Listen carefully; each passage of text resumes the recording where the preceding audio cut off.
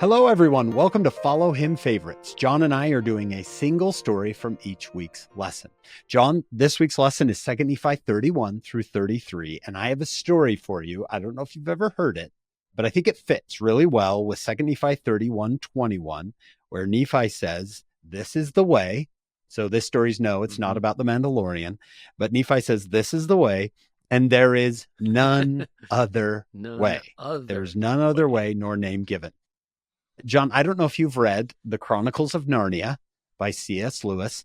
For those of you who haven't heard it, they are stories about a land called Narnia where there lives a lion. He's basically the king of the land, I guess you could say.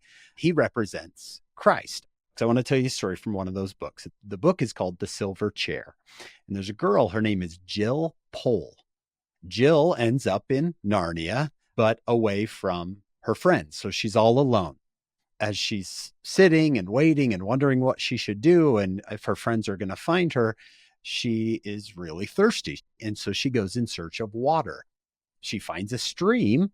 So she's very excited, right? She's going to get a drink, but she stops dead in her tracks. And then Lewis writes this: the sight of the water made her feel 10 times thirstier than before, but she didn't rush forward to drink. She stood as if she had been turned into stone. For on the other side of the stream, there was a huge lion. And we know it's Aslan, but Jill doesn't know it. Mm-hmm. She says, if I run the other way, he's going to catch me.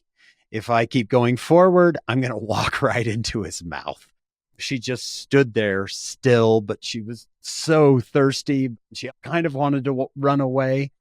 And then the lion speaks. I don't know if you know, John, but in this world, animals can talk. Well, not our world, but in Narnia. Right. The lion says, "Are you thirsty?"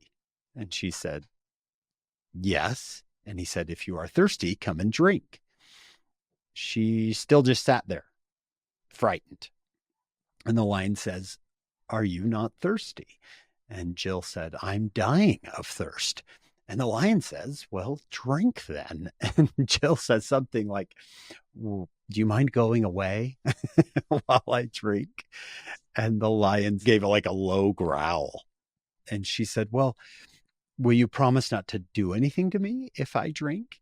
And the lion said, "I make no promise." And Jill said, "Well, I don't dare.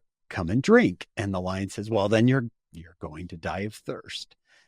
And Jill thought, "Oh dear, I suppose I must go and look for another stream."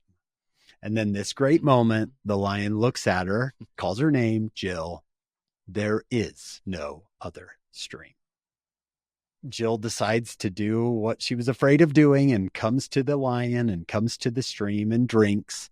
Lewis writes, "You didn't need to drink much of it, for it quenched your thirst at once." Isn't that a great story?